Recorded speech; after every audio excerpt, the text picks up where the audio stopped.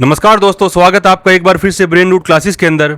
दोस्तों आज हम बात करेंगे प्लेन्स की, अर्थ की सरफेस पर पाए जाने वाले सबसे सिंपल और सबसे कॉमन लैंडफॉर्म्स के बारे में। प्लेन्स यानी वो बड़े और ऑलमोस्ट लेवल हिस्से जिनकी हाइट में बहुत कम फर्क होता है। जब आप किसी प्लेन पर चलते हैं तो आपको जमीन इतनी सीधी लगती है कि मानो पूरा इलाका एक बड़ी स्मूथ शीट हो। इसी वजह से ज्योग्राफर्स प्लेन्स को जो है सेकंड ऑर्डर रिलीफ फीचर कहते हैं। फर्स्ट ऑर्डर रिलीफ फीचर्स के अंदर आते हैं धरती के सबसे बड़े शेप्स, जिनको आप अर्थ के बेसिक बिल्डिंग ब्लॉक्स भी कहते हो, जैसे कि कॉन्टिनेंट और ओशन बेसिन्स। ये जो है फर्स्ट ऑर्डर रिलीफ फीचर्स के अंदर आते हैं। और जो सेकंड ऑर्डर रिलीफ फीचर्स होते हैं, ये फीचर्स जो है फर्स्ट ऑर्डर वाले बड़े ब्लॉक्स के अंदर पाए जाते हैं। ये जो है साइज में मीडियम होते हैं और उनकी शेप चेंज होती रहती है। सेकंड ऑर्डर रिलीफ फीचर्स के एग्जांपल हैं जैसे कि mountains, plateaus, plains, deep ocean trenches, mid oceanic ridges.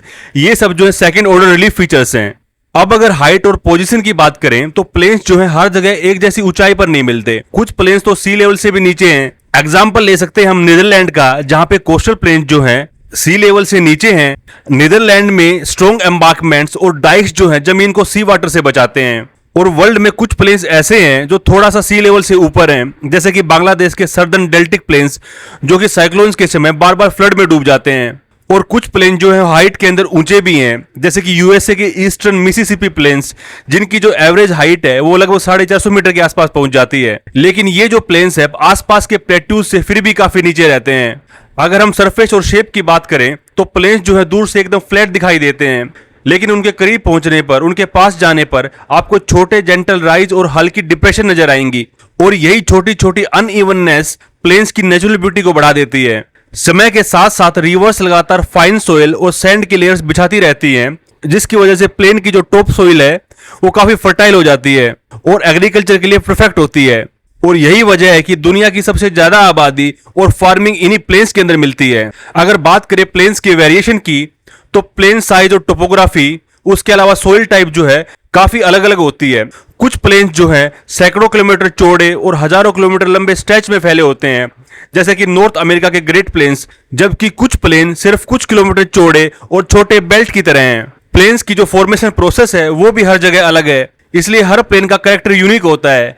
कहीं पे जो है प्लेन है रिवर डिपोजिशन की वजह से बने हैं, कहीं पे जो है विंड की वजह से प्लेन्स बने हैं और विंड एक्शन की वजह से प्लेन को एक शेप मिली है, और कहीं पे ग्लेशियर ने काम किया है, और किसी इलाके में सी वेव्स ने जो है सेडिमेंट्स जमा करके फ्लैट लैंड तैयार की है। यानी कि प्लेन्स जो हैं वो सिर्फ फ्लैट ग्राउंड नहीं है, बल्कि नेचर की डायनेमिक स्टोरी है, जहां पे इंटरनल फोर्सेस जमीन को ऊपर उठा सकते हैं और एक्सटर्नल फोर्सेस जैसे रिवर, विंड और ओशन वेव्स नई परतें जोड़ते रहते हैं।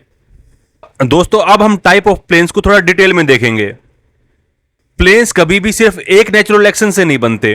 प्लेन में कहीं ना कहीं इरोजन यानी चट्टानों का घिसना और डिपोजिशन यानी कि सेडिमेंट्स का जमा होना, दोनों का हाथ होता है। ज्योग्राफर्स किसी प्लेन का नाम उसी प्रोसेस के आधार पर रखते हैं जो उनकी बनावट में सबसे इंपॉर्टेंट रोल प्ले करता है।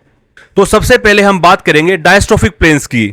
डायस्ट्रोफिक का मतलब है अर्थ के अंदर होने वाले बड़े चेंजेस, जैसे कि अपलिफ्ट, फोल्डिंग या क्रस्ट का सिंक हो जाना। कई बार जमीन समुद्र के नीचे से धीरे धीरे ऊपर उठती है और कई बार कोस्टल लैंड नीचे डूब जाती है और बाद में वो फिर से राइज कर जाती है। ये जो स्लो वर्टिकल मूवमेंट है इसको एपिरोजेनिक मूवमेंट कहते हैं। इसका अच्छा खासा एग्जांपल है ग्रेट प्लेन्स ऑफ यूएसए। करोड़ों साल पहले क्रिटेशियस पीरियड के अंदर ये जो इलाका है एक शैलो सी था, और उस टाइम पे सी फ्लोर पर मैराइन सेडिमेंट्स की एक मोटी लेयर जमा हो जाती है। बाद में अर्थ मूवमेंट्स ने इस पूरे रीजन को सी लेवल से ऊपर उठा दिया। इसके बाद रिवर्स और आइस शीट ने और सेडिमेंट ला करके सरफेस को एक नई शेप दी। ये जो ग्रेट प्लेन्स हैं वेस्ट में रॉकीज से लेकर ईस्ट में मिसिसिपी, मिसोरी लोलैंड तक फैले हुए हैं। उसके अलावा अगर इनके नॉर्थ साउथ एक्सटेंशन की बात करें तो साउथ में ये जो है रियो ग्रांडे से लेकर नॉर्थ में कनाडा तक फैले हुए हैं। बाद में रॉकीज की अपलिफ्ट और आइस एज की ग्लेशियर्स ने इन्हें और भी मॉडिफाई किया। इसका दूसरा अच्छा खासा एग्जांपल है Atlantic coastal planes of USA. ये भी पहले ओशन के नीचे थे।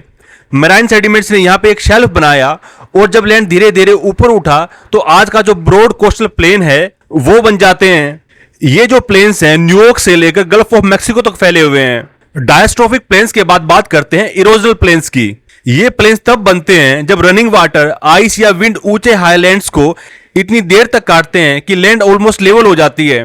काफी लंबे इरोजन के बाद हिल्स जो है छोटे राउंडेड शेप में बदल जाती हैं, जिनको मोनाड नोक कहा जाता है, और पूरी सरफेस पेनी प्लेन यानी कि ऑलमोस्ट प्लेन बन जाती है। अगर बात करें कोल्ड रीजन की, तो कोल्ड रीजन में ग्लेशियर्स माउंटेन को ग्राइंड करके लो राउंडेड हिल्स और ब्रॉड वैली बना देते हैं, और आइस पिघलने के बाद डिप्रेशन में स्वाम्प्स और छोटी लेक्स रह जाती हैं। इन्हें हम ग्लेशिएटेड प्लेन्स कहते हैं, जो कि नॉर्थ अमेरिका और यूरेशिया के नॉर्थ पार्ट्स में मिलते हैं। अगर बात करें डेजर्ट रीजन्स की, तो वहां पे हवा और कभी कभी आने वाली शीट फ्लड्स रॉक्स को तोड़कर बिल्कुल फ्लैट स्टोनी सरफेस बना देती है। विंड एरोडेड ऐसे प्लेन्स को पैडी प्लेन कहा जाता है। सहारा के अंदर इनको रैग, सरियर या हमाडा कहा जाता है। और लाइमस्टोन वाले इलाकों में रेन वाटर और अंडरग्राउंड स्ट्रीम जो हैं धीरे धीरे चट्टानों को डिजोल्व कर देती हैं, जिससे अनइवन सिंक होल्स और केव बनते हैं, और लास्ट में एक लो रिलीफ प्लेन तैयार हो जाता है, जिन्हें हम क्रस्ट प्लेन कहते हैं। इरोजनल प्लेन्स के बाद बात करते हैं डिपोजिशनल प्लेन्स की। डिपोजिशनल प्लेन्स जो हैं ये तब बनते हैं जब सैंड, सिल्ट, ग्रेवल या लावा जैसे मटेरियल्स रिवर, विंड, आइस, सी या वल्कनोज द्वारा जमा कर दिए जाते हैं। इनके अंदर सबसे कॉमन है रिवर डिपोजिटेड प्लेन्स, और इनके अंदर सबसे फेमस है अलुवियल प्लेन्स, जहां पे रिवर्स जो है मोटी सेडिमेंट लेयर्स जमा कर लार्ज बेसिन भर देती हैं। इसके अच्छे खासे एग्जांपल है Ganga Yamuna plains of India, उसके अलावा मिसिसिपी और मिसोरी प्लेन्स ऑफ यूएसए। जब रिवर्स की स्पीड कम हो जाती है तो वो हैवी मटेरियल को गिरा देती हैं और एक फैन शेप के अंदर फैल जाती हैं। इनको पिडमोंट अलुवियल फैन प्लेन्स कहा जाता है, और इन्हीं का जो ऊपरी भाग है वो इंडिया में भाबर कहलाता है। फ्लड के समय रिवर अपने बैंक्स पर फाइन सिल्ट और क्ले को जमा करती हैं। इसकी वजह से सोइल जो है वो फर्टाइल हो जाती है। इनको फ्लड प्लेन्स कहा जाता है। गंगा, मिसिसिपी और जो यंगतेज रिवर हैं उनके फ्लड प्लेन्स जो काफी फेमस हैं। फ्लड प्लेन्स के अंदर दो बेल्ट्स होती हैं। पहली होती है खादर, उसके अलावा होती है बांगर। खादर जो होती है नई और ज्यादा फर्टाइल डिपॉजिट होती है। अगर बात करें बांगर की, ये जो है थोड़ी पुरानी और थोड़ी ऊंची लैंड होती है। उसके बाद जब कोई रिवर सी में मिलती है तो सेडिमेंट समुद्र के किनारे पर फैलकर ट्रायंगल बनाते हैं। इनको डेल्टा प्लेन्स कहा जाता है। दुनिया का सबसे बड़ा डेल्टा जो प्लेन है वो गंगा ब्रह्मपुत्र डेल्टा है। कुछ प्लेन्स बड़े लेक्स के भर जाने से बनते हैं। जब लेक बेड रिवर सेडिमेंट से पूरी तरह भर जाता है या लेक बॉटम ऊपर उठ जाता है तो एक ब्रॉड लक्सट्राइन प्लेन तैयार हो जाता है। और कुछ जो प्लेन्स है वो लावा की शीट से बनते हैं। जब बड़े वोल्केनिक इरप्शन होते हैं, लावा चारों तरफ फैल जाता है, वो ठंडा होता है और वेदरिंग के बाद फ्लैट फर्टाइल लैंड छोड़ देता है। इंडिया के अंदर डेक्कन ट्रैप, आइसलैंड और अर्जेंटीना के कुछ हिस्से क्लासिकल लावा प्लेन्स के एग्जांपल हैं। अगर बात करें विंड डिपॉजिट प्लेन्स की, तो डेजर्ट रीजन के अंदर विंड जो है सैंड ड्यून्स और रिपल बनाते हैं, जिनको सैंडी डेजर्ट प्लेन्स कहा जाता है। ये प्लेन्स आपको डेजर्ट एरिया के अंदर देखने को मिलेंगे, जैसे कि सहारा अफ्रीका के अंदर और इंडिया के अंदर थार। कई बार क्या होता है, फाइन डस्ट को हवा बहुत दूर तक लेके जाती है और मोटी फर्टाइल लेयर के रूप में जमा कर देती है। इनको लोएस्ट प्लेन कहा जाता है। चाइना के अंदर लोएस्ट प्लेट्यू और नॉर्थ अमेरिका के कुछ हिस्से इसके अच्छे खासे एग्जाम्पल हैं। अगर बात करें ग्लेशियर प्लेन्स की, तो ग्लेशियर प्लेन्स भी प्लेन बना सकते हैं। जब आइस पिघलती है तो वो क्ले, सैंड और ग्रेवल जैसे डेब्रिज गिरा देती है, और इसी वजह से कई तरह के ग्लेशियर प्लेन बनते हैं। अनइवन सरफेसेस वाली मिक्स डिपॉजिट्स को टिल प्लेन्स कहा जाता है। ग्लेशियर्स की रिजिज और माउंट से बनी फाइन मटेरियल वाली सरफेस को मरीन प्लेन्स कहा जाता है। और जब मेल्ट वाटर ग्लेशियर से बाहर निकलकर सैंड और ग्रेवल्स को दूर दूर तक फैला देता है तो उसे आउटवाश प्लेन कहा जाता है। तो दोस्तों यहाँ पे आप देख सकते हो कि प्लेन्स की दुनिया कितनी वैरायटी से भरी हुई है। कहीं पे डीप इंटरनल अर्थ मूवमेंट्स ने उन्हें ऊपर उठा दिया है, और कहीं पे रिवर्स ने लाखों साल तक मिट्टी और बालू बिछाई है। कहीं पे ग्लेशियर्स ने ग्राइंड करके स्मूथ किया है, और कहीं पे हवाओं ने फाइन डस्ट को जमा किया है। और यही कारण है कि great plains of USA, Atlantic coastal plains, vast flood plains of Ganga, deserts of Sahara, fertile loess plains of China, ये सब जो प्लेन्स हैं वो देखने में प्लेन है, लेकिन उनकी कहानी और उनका जो निर्माण है वो एक दूसरे से बिल्कुल अलग है। और प्लेन्स की ये डाइवर्सिटी प्लेन को ज्योग्राफी का सबसे फैसिनेटिंग चैप्टर बना देती है। दोस्तों इस टॉपिक को हम पार्ट्स के अंदर डिस्कस करेंगे। इस पार्ट में केवल इतना ही देखते हैं, जो रिमेनिंग पोर्शन है उसको नेक्स्ट पार्ट के अंदर डिस्कस करते हैं। अगर आपको ये टॉपिक अच्छा लगा हो तो कमेंट करके जरूर बताएं, अपने दोस्तों के साथ शेयर करें और बेल आइकन को दबाना बिल्कुल ना भूलें, ताकि हर नए लेक्चर की नोटिफिकेशन आपको टाइम पर मिलती रहे।